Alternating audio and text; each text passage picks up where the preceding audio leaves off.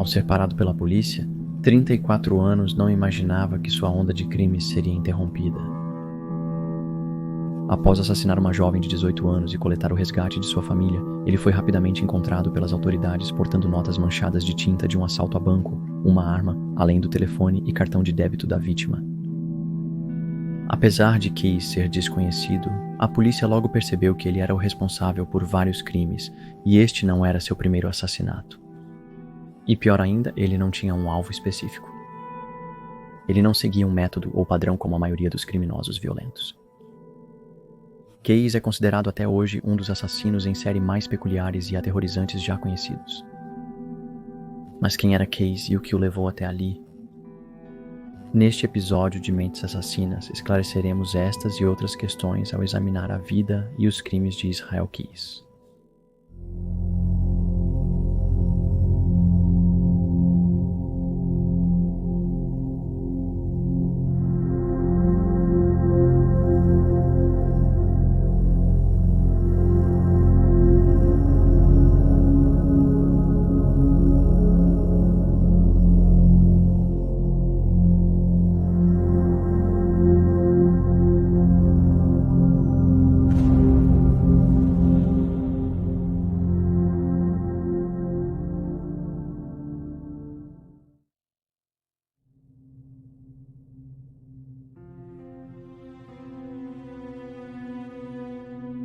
Israel Keyes nasceu em 7 de janeiro de 1978, filho de John Jeffrey Keyes e Heidi. Criado em Richmond, Utah, ele era o segundo de 10 filhos e seus pais eram originalmente de Torrance, Califórnia. Keyes foi educado em casa durante sua juventude. Junto com seus irmãos, ele recebeu uma educação religiosa rigorosa sobre a crença dos Mormons durante a infância. Quando Keyes tinha cerca de 3 ou 4 anos, seus pais deixaram a fé mormon, mas continuaram cristãos, e se mudaram para uma propriedade isolada ao norte de Colville, Washington. Eles moravam em uma cabana de um cômodo sem água corrente ou eletricidade. Era muito rural e isolado, e sua vida social se resumia a serviços religiosos semanais na arca. A arca, em vez de promover amor e esperança, disseminava uma ideologia de supremacia branca cristã, sendo posteriormente comparada por Keyes a um ambiente semelhante ao dos Amish. Mais tarde, Keyes e sua família ficaram amigos de seus vizinhos, os Carroll. Kehoe, nativo da Flórida, foi criado com crenças extremistas de supremacia branca e anti-governo, desejando derrubar o governo dos Estados Unidos da América com sua milícia da República do Povo Ariano. Em 1995, ele sequestrou e roubou um casal judeu que administrava uma loja onde ele já havia trabalhado. E em 1996, as coisas escalaram ainda mais, quando Kehoe, com a ajuda de um cúmplice, assassinou um comerciante de armas de 52 anos no Arkansas, William Weller, junto com sua esposa e filho de 8 anos. Eles roubaram a família depois, se livraram dos corpos e fugiram. Kehoe foi preso em 1997 e atualmente cumpre prisão perpétua em Indiana. Como adolescente, a família de Keyes começou a frequentar outra igreja na área de Colville. A Igreja do Pacto de Israel Cristão ensinava o israelismo britânico, que é a crença de que o povo da Grã-Bretanha é geneticamente, racialmente e linguisticamente os descendentes diretos das 10 tribos perdidas de Israel antigo. A crença remonta ao século XVI e nos Estados Unidos da América deu início ao movimento de identidade cristã. A Igreja do Pacto de Israel Cristão tinha muitas crenças racistas e controversas. Afirmava que casais e crianças de raças mistas eram amaldiçoados e que os anglo-saxões deveriam governar sobre as raças inferiores. Enquanto isso, a vida na cabana não era fácil para Keyes e seus irmãos. Devido ao tamanho reduzido da casa, ele e outras crianças tiveram que sair da cabana e morar em tendas no jardim. Também eram forçados a caçar para comer e trabalhar em fazendas locais para sustentar a família financeiramente. Keyes demonstrou um interesse especialmente profundo na caça. Ele afirmava perseguir qualquer ser vivo e discutia abertamente sobre quando esfolou ou eviscerou um veado vivo, descrevendo os detalhes grotescos para outros frequentadores da igreja.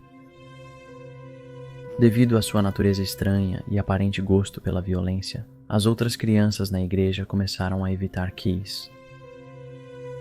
Uma menina disse que a presença dele me arrepiava. Por sua vez, ele disse sobre sua exclusão. Eu sabia desde os 14 anos que havia coisas que eu achava normais e aceitáveis, que ninguém mais parecia achar, então comecei a ser um solitário. Mas não foi apenas seu interesse excessivo na caça que destacou Keyes. Ele também atirava nas casas dos vizinhos com sua arma de pressão, começava incêndios na floresta e invadia casas por diversão. Outro garoto do bairro passou um curto período de tempo ajudando Keyes nessas invasões, mas acabou se afastando dele depois de vê-lo atirar em um animal. Keyes chegou a roubar armas da casa de seus vizinhos em certa ocasião. No entanto, seus pais encontraram o esconderijo de armas e o obrigaram a pedir desculpas e devolver tudo o que ele havia roubado. Ele também era conhecido por vender armas roubadas para os locais. Keyes se tornou um pária social em tempo integral após um evento particular que envolveu horrivelmente ele amarrando um gato em uma árvore e esfaqueando-o com um revólver 22. Ele achou isso engraçado e realizou a brutalidade na frente de 2 crianças pequenas, bem como uma de suas irmãs. Uma das crianças vomitou depois de presenciar o evento e contou ao pai. Nesse momento, Keyes percebeu o quanto era diferente de seus colegas e, como resultado, manteve seu comportamento perturbador longe dos olhos alheios. Como adolescente, Keyes lutou com o que sua fé considerava pecado. Ele se envergonhava por cobiçar sua namorada. Isso foi registrado em um diário que ele começou a escrever na infância. Estava cheio de escrituras da Bíblia, e ele documentava seus pecados diários e lutava com o que realmente sentia e o que deveria sentir. Keyes adquiriu a sua habilidade de carpintaria em sua juventude. Ele se tornou muito hábil em esculpir e construir, montando sua primeira cabana de madeira aos 16 anos de idade. Em meados dos anos 90, Keyes trabalhou para um empreiteiro de carvão. Pouco depois, mudou-se com a família para Maupin, Oregon, antes de se mudarem novamente para Maine. Nesta pequena 439 residentes, a família ganhava dinheiro coletando seiva para a produção de xarope de bordo em uma comunidade predominantemente Amish. A vida para as crianças era difícil, não podiam desfrutar de filmes ou músicas seculares e muitas vezes saíam escondidas para visitar amigos e experimentar coisas proibidas pelos pais, incluindo aprender a tocar instrumentos musicais considerados contra Deus. No entanto, ao se tornar adulto, Keyes se cansou de lutar com sua religião e renunciou à sua fé cristã. Eventualmente, ele revelou aos seus pais que agora se considerava um ateu, o que desagradou mais seu pai do que sua mãe. Isso o levou a expulsar Keyes de casa por suas ações pecaminosas e ordenou aos irmãos mais novos que cortassem contato com ele.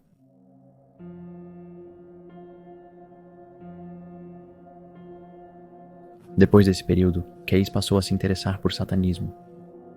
Ele contou aos investigadores do Federal Bureau of Investigation, após sua prisão, que durante esse período de sua vida, começou a sentir como se pudesse estuprar ou matar e sair impune, e que sua fascinação pelo satanismo o levou a começar a planejar um assassinato ritual satânico envolvendo uma jovem mulher. Durante a mesma entrevista, Keyes revelou que, enquanto estava em Oregon, cometeu sua primeira agressão sexual. Na época, os jovens gostavam de se reunir no Rio de Chutes, onde eles iam flutuar em boias. E para Keyes, essa era a oportunidade perfeita para cometer o crime. Keyes, enquanto estava numa praia à beira do rio, avistou uma adolescente que considerou um alvo perfeito. Ele entrou na água, agarrou-a e a arrastou para um banheiro remoto do acampamento. Depois de amarrá-la com cordas, Keyes a estuprou e planejou estrangulá-la depois. Ele até tinha facas consigo, que pretendia usar em seu sacrifício. Keyes disse aos investigadores que a jovem, de 14 a 18 anos, estava muito assustada. Ele percebeu que ela insistia em não revelar a ninguém. Ele supostamente mandou ela calar a boca, mas ela continuou falando. Ele informou ao Federal Bureau of Investigation que ela era muito inteligente. Funcionou? As coisas nunca ficaram tão violentas como poderiam se ela estivesse lutando contra mim. No final, Keyes deixou a jovem ir. Ele lembrou que eu era muito tímido e não era violento o suficiente. Decidi que nunca mais deixaria isso acontecer. Keyes nunca foi acusado de agressão sexual e não se sabe se a vítima foi identificada. Em 9 de julho de 1998, Keyes mudou-se para Nova Jersey e se alistou no Exército dos Estados Unidos da América, servindo como especialista na Companhia Alfa do 1º Batalhão, 5º Regimento de Infantaria. Ele foi estacionado em Fort Lewis, Fort Hood e no exterior, no Sinai, Egito.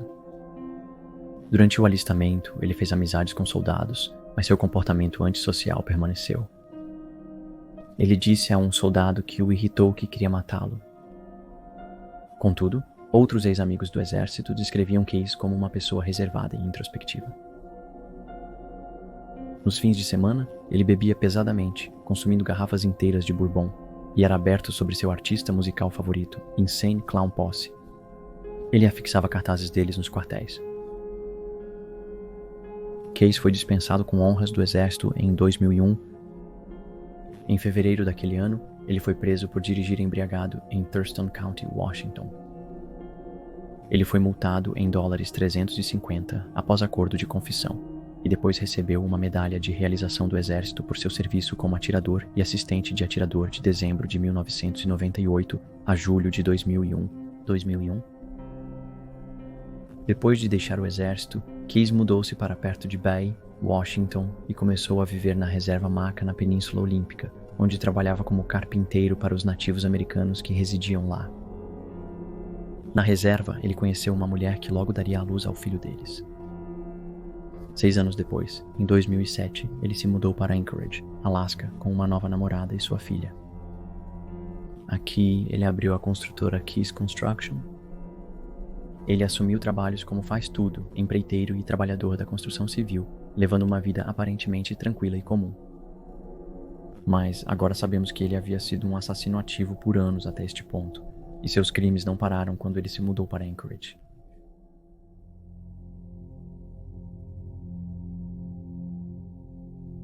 Apesar de ser um dos assassinos mais hediondos da América, as informações sobre a atividade criminosa de Case são vagas. Acredita-se que sua primeira vítima foi quando ainda era adolescente, entre 1996 e 1997, Julie Harris, uma medalhista de 12 anos das Olimpíadas Especiais no esqui. Desapareceu em 3 de março de 1996. O caso foi logo classificado como homicídio quando sua bolsa, 2 pés e pernas inferiores artificiais foram encontrados um mês depois, perto do cruzamento do rio Colville com o lago Roosevelt em Kettle Falls. Julie permaneceu desaparecida por 1 ano, e durante esse tempo sua mãe Sherry foi submetida ao que ela sentiu como assédio policial enquanto os investigadores tentavam incriminar seu namorado, Don Sachs, que morava com as duas. Sherry inicialmente pensou que sua filha ainda poderia estar viva, pois ela conseguia se mover sem as próteses. Ela se questionou se a garota de 12 anos tinha voltado para Oregon, onde sua família morava antes. Não se sabe por que ela pensou isso, ou o que motivaria Julie a voltar ao Oregon. A polícia de Colville voltou-se para Don Sachs após ele revelar que o casal brigou no dia do desaparecimento dela. Ele disse que insistiu para ela fazer a lição de casa, o que a irritou. O Spokesman Review relatou em 7 de maio de 1997, 1 ano após o desaparecimento de Julie, que Sachs deveria retornar ao tribunal por acusação de agressão doméstica de 4º grau após atacar Clifford, o irmão de 10 anos de Julie. Ele foi acusado de agarrar Clifford pelo pescoço, dar-lhe 2 cabeçadas e acertá-lo com o joelho na coxa superior esquerda. Sachs manteve que não agrediu Clifford, apenas o conteve. Sherry, mãe das crianças, disse que Clifford tinha um histórico não documentado de acessos de raiva violentos. Ela alegou que ele a atingiu no peito quando tentou fazê-lo fazer a lição de casa, momento em que Sachs interveio. Sachs ainda era uma pessoa de interesse no caso de Julie em 1997. Sherry descreveu Julie como uma criança animada que ganhou vários troféus, incluindo ouro nas Olimpíadas Especiais, mas que ficou amarga e deprimida nas semanas antes de sumir. Ela também começou a ter dificuldades na escola e a se meter em problemas. A ex-babá de Julie a chamou de muito doce, rápida em fazer as pessoas rirem e também muito teimosa. A busca por Julie terminou cerca de 1 ano após seu desaparecimento. Os restos mortais foram encontrados em abril de 1997 por crianças brincando perto da Horner Creek Road e Rydell Creek, em Colville. Registros dentários confirmaram a correspondência. Segundo relatos da mídia, o corpo de Julie não foi enterrado e a causa da morte não foi divulgada. Em 27 de junho de 1997, uma casa móvel a 8 quilômetros ao sul de Coville foi destruída após ser incendiada. Dentro, o corpo de uma mãe de 29 anos chamada Marlene Emerson foi descoberto. Contudo, as autoridades logo notaram que a filha de Marlene, de 12 anos, estava desaparecida. Temiam que Cassie Emerson tivesse sido sequestrada, mas seu corpo foi encontrado por cavaleiros a 5 milhas de sua casa, em uma área densamente arborizada no final de julho. Seus restos mortais estavam muito decompostos e dispersos pela fauna local. O corpo de Julie não havia sido enterrado. Nenhuma evidência foi encontrada na floresta e no corpo. A causa da morte de Casey e de sua mãe Marlene era desconhecida pela polícia em 1997. Não se sabe se isso foi determinado. A polícia tratou o caso como um duplo homicídio. Notícias de 1997 observam que Casey foi a segunda menina de 12 anos morta em Colville desde 1996, quando Julie faleceu. No entanto, as autoridades investigadoras, o gabinete do xerife do condado de Stephen, não acreditavam que os casos estavam ligados. Eles não tinham suspeitos nas mortes de Casey e Marlene, mas acreditavam que o assassino provavelmente era alguém conhecido delas. Os detetives observaram que Marlene tinha um estilo de vida conturbado, envolvendo-se em muitos problemas ao longo do tempo. Marlene não se dava bem com muitas pessoas. Ela havia cumprido pena na prisão pouco antes de morrer, após invadir uma loja de tatuagens e roubar suprimentos. As autoridades cogitavam que um negócio de drogas havia falhado ou que Marlene possuía um ex-namorado agressivo.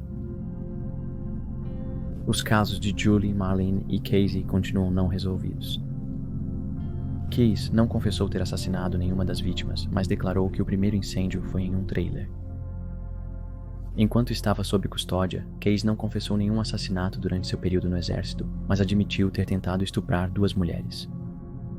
Uma era a trabalhadora sexual que ele conheceu no Egito, a outra era a estudante universitária que ele conheceu em Israel. Casey também revelou aos investigadores que havia matado um casal de meia-idade em Vermont em 2011. Foram vistos pela última vez em 8 de junho. Bill e Lorraine Currier moravam em Essex, e Casey os escolheu como alvo sem nenhum outro motivo, além do design de sua casa, que tinha uma garagem anexa, facilitando para ele entrar e sair sem ser visto. Em preparação para os assassinatos, ele voou para Chicago e alugou um veículo, que usou para dirigir 1000 milhas até Vermont. Em 2009, ele ocultou na área o que foi chamado de seu kit de matar. Ele continha uma pistola, silenciadores, ligaduras, munição e sacos de lixo. Ele usou isso para cometer o assassinato. Segundo Casey, ele cortou as linhas telefônicas antes de entrar no quarto onde o casal dormia. Ele deixou-os calçar chinelos antes de obrigá-los a andar sobre vidro quebrado até o carro. Casey então levou o casal para uma fazenda abandonada. Ele amarrou Lorraine e espancou Bill no porão antes de atirar nele. Casey descreveu Lorraine como combativa porque ela lutou contra ele. Ele a agrediu sexualmente antes de estrangulá-la até a morte. Ele então derramou drano, um limpador químico de drenos, nos corpos antes de ensacá-los. Casey estava tão calmo durante todo esse evento que até parou no meio de tudo para fumar um charuto do lado de fora enquanto chovia muito ao seu redor. Os restos mortais de Bill e Lorraine Currier não foram encontrados. Depois de contar aos investigadores sobre esse crime, que é de longe a descrição mais detalhada dos eventos que ele já deu, ele afirmou: "As coisas que eu fiz, não me sinto mal por elas. Eu fiz isso por mim mesmo. É melhor eu guardar isso. São meus." Casey confessou aos investigadores ter assassinado 4 pessoas em Washington. Ele acrescentou que era objeto de uma investigação ativa tanto pela Polícia Estadual quanto pelo Federal Bureau of Investigation, mas ainda é desconhecido quem eram suas vítimas. Casey também é suspeito de uma série de assassinatos que ocorreram em Boca Raton, Flórida, em 2007. Sugeriu-se que ele estava envolvido no assassinato de Randy Gorenberg, que desapareceu de um estacionamento de shopping em março daquele ano. Ela levou 2 tiros e seu corpo foi descartado 1 hora após o desaparecimento. A segunda vítima do assassino de Boca foi uma mulher não identificada, que alegou ter sido raptada com seu filho pequeno de um estacionamento de shopping em 7 de agosto. A mulher descreveu o culpado como alto e atlético, com cabelos longos. Ele usava uma máscara e óculos escuros e forçou a mulher a sacar dinheiro, mas depois a deixou e ao seu filho irem embora. 47 anos e 7 foram as últimas vítimas. Elas foram achadas mortas a tiros dentro do carro, em um estacionamento de shopping, no dia 12 de dezembro. Case também tinha ligações com Nova York. Ele tinha 10 acres de terra e uma cabana em ruínas em Constable. Ele admitiu pelo menos um assassinato no estado, e embora a vítima seja desconhecida, a confissão é considerada crível. Ele também assumiu a responsabilidade por vários roubos a bancos que ocorreram em Nova York e Texas, incluindo o roubo à filial do Community Bank em Tupper Lake, Nova York, que aconteceu em abril de 2009. Case afirmou ter invadido e incendiado uma casa no Texas, e acredita-se que seja responsável pelo assassinato de Deborah Feldman em abril de 2009 em Nova Jersey. Case também está ligado a inúmeros outros crimes que ocorreram entre 2001 e 2012, incluindo 20 a 30 invasões e 11 mortes em todos os Estados Unidos da América. Investigadores sugeriram que ele pode ser responsável por mais assassinatos no exterior.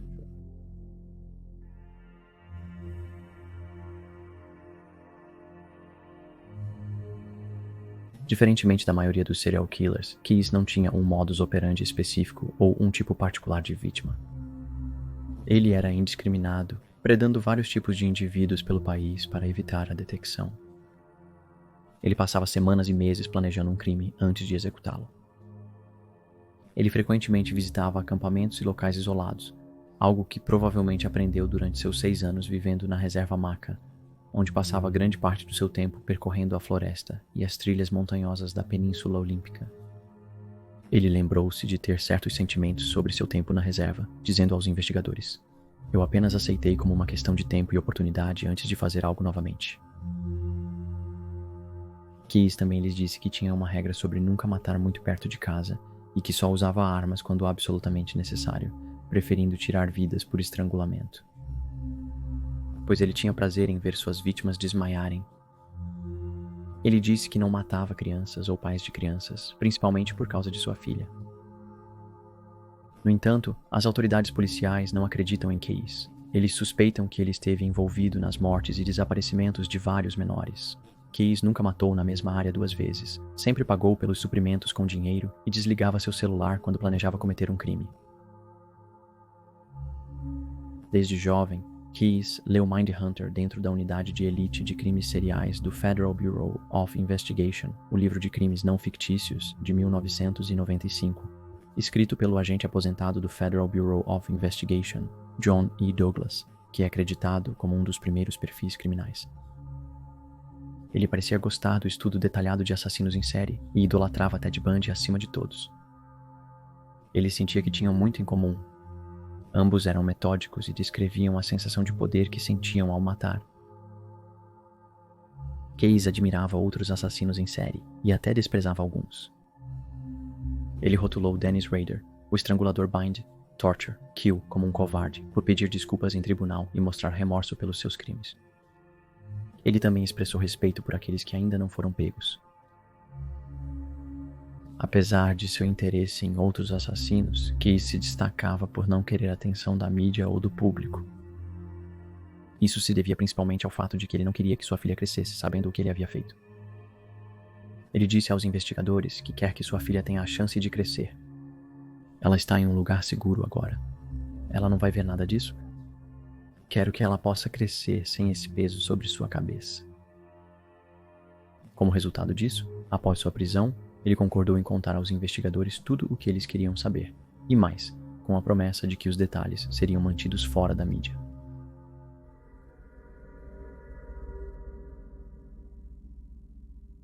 A última vítima de Case foi 18 anos.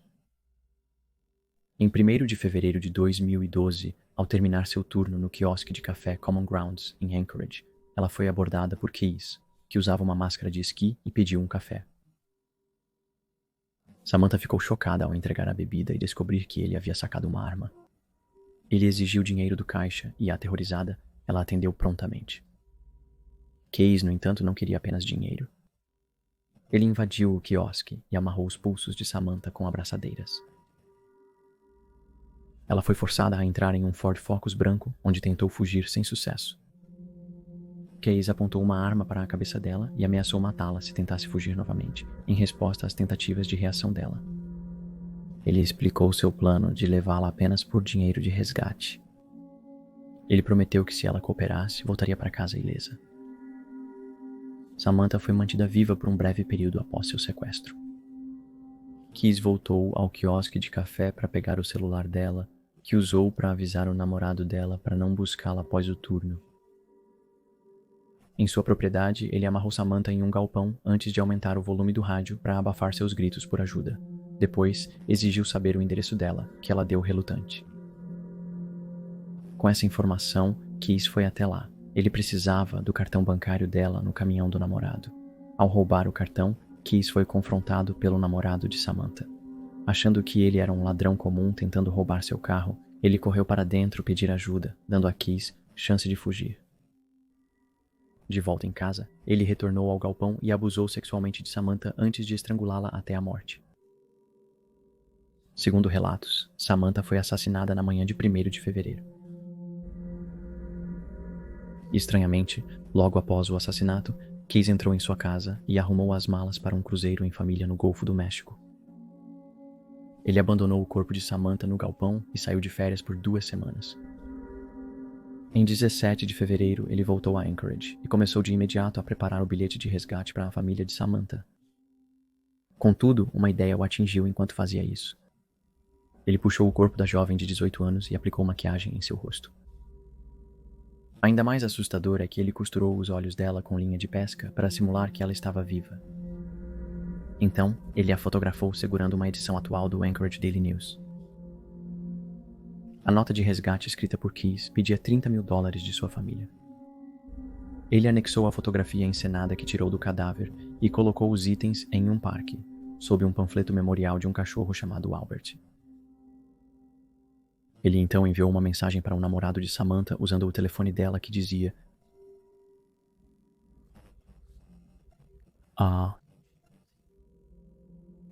Alguns dias se passaram antes de Case lembrar que ainda tinha o corpo de Samantha. Ele decidiu levar os restos dela para o lago Matansuca, onde cortou um buraco no gelo e depois jogou-a na água.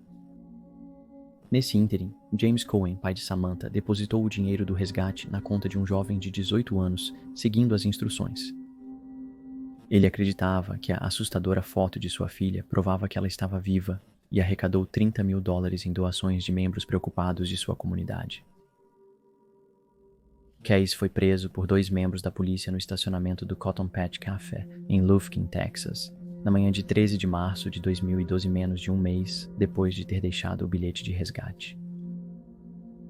Na época, os investigadores circularam imagens do carro do suspeito, capturadas em circuito fechado de televisão, quando Case retirava o dinheiro do resgate da conta de Samantha. Seu carro foi parado por exceder levemente o limite de velocidade. Oficiais revistaram seu veículo e encontraram notas manchadas de tinta de um assalto a banco, uma arma, máscara de esqui, telefone e cartão de débito de Samantha. Ele foi preso imediatamente. Após sua prisão, Case, que tinha 34 anos na época, foi extraditado para o Alasca, onde admitiu o assassinato de Samantha. Ele foi acusado de um crime horrível e seu julgamento estava marcado para começar em março de 2013.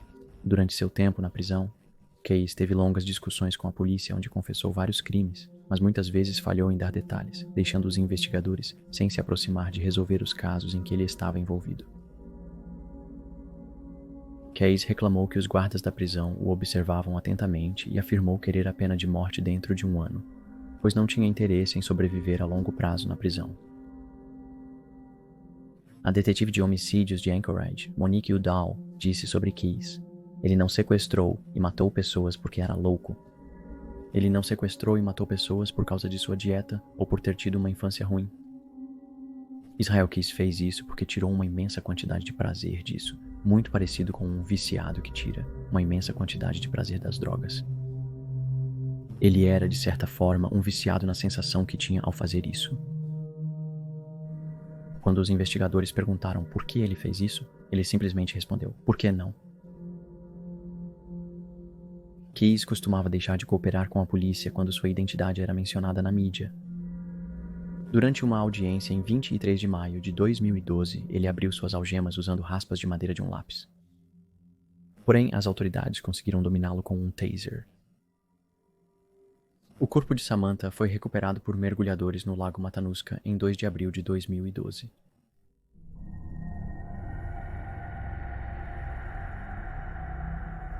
Keyes foi mantido no complexo correcional de Anchorage enquanto aguardava julgamento. Ele escondeu uma lâmina de barbear em sua cela, o que era proibido. Ele era supervisionado ao usar um barbeador elétrico.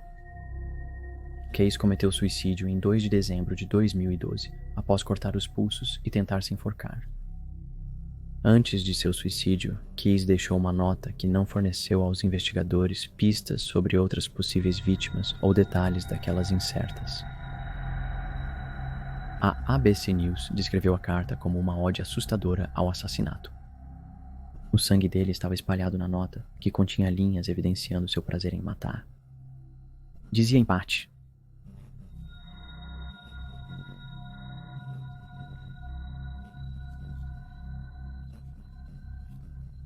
em outro ponto, ele escreveu sobre suas vítimas em parágrafos como: eu olhei nos seus olhos, eles eram tão escuros, quentes e confiantes como se você não tivesse uma preocupação ou cuidado. Quanto menos equipamento no jogo, maior o potencial de preencher as piscinas com seu medo. E seus lábios úmidos prometiam um segredo não dito, riso nervoso explodindo como o pulso de sangue em sua garganta. Não haverá mais risadas aqui. O documento de 4 páginas, escrito em um bloco de notas legal amarelo, foi divulgado em fevereiro de 2013. A polícia descobriu que as páginas estavam sob o corpo de Keyes, tornando partes dele ilegíveis. O documento foi enviado para análise em um laboratório do Federal Bureau of Investigation, tornando-o amplamente legível. Em parágrafos posteriores da carta, Keyes criticou a vida dos cidadãos comuns, afirmando: terra dos livres, terra da mentira. Terra do esquema americanizado. Consuma o que você não precisa. Idolatre estrelas, persiga o que admite ser seu sonho. Então é a morte americana. Dr. Phil Resnick, diretor de psiquiatria forense no University Hospitals Case Medical Center em Cleveland, declarou: é mais uma declaração final de desprezo pelo estilo de vida americano. E eu acho que a outra coisa que ele enfatiza é a sua própria superioridade. A autoridade, que ele tem astúcia e pode se aproveitar de pessoas que são ingênuas e confiam nele. Outro psiquiatra forense, o Dr. Stephen Montgomery, que é baseado em Nashville, disse: ele está escrevendo isso para que as pessoas o encontrem e falem sobre isso e aumentem ainda mais o seu próprio valor. E claro, ele não tem remorso, não tem consideração pela vida humana ou pelas vítimas, e isso se encaixa com esse tipo de personalidade psicopática. Em 2020, o Federal Bureau of Investigation divulgou desenhos de 11 crânios e um pentagrama, desenhados em sangue e encontrados embaixo da cama da cela de Keyes após sua morte. Uma das imagens incluía a frase "Somos um" na parte inferior. Os investigadores acreditam que o número de crânios equivale ao total de vítimas, mas não há certeza. Israel Keyes é talvez um dos assassinos mais arrepiantes da América. Ele pode não ter tido tantas vítimas quanto Ted Bundy ou Gary Ridgway, mas o fato de ele ser tão indiferente na escolha de suas vítimas e a natureza particularmente precisa de como ele realizou seus crimes é nada menos que horrível. Se não fosse por sua imprudência ao sacar o dinheiro do resgate da conta de Samantha Coring, ele poderia não ter sido pego e ainda estaria solta hoje, matando muito mais pessoas. O Federal Bureau of Investigation ainda está investigando Israel Keyes e suas possíveis vítimas, e este caso está muito vivo. Se você tiver alguma informação sobre este caso, você pode entrar em contato com o Federal Bureau of Investigation no número na tela, ou visitar o site na descrição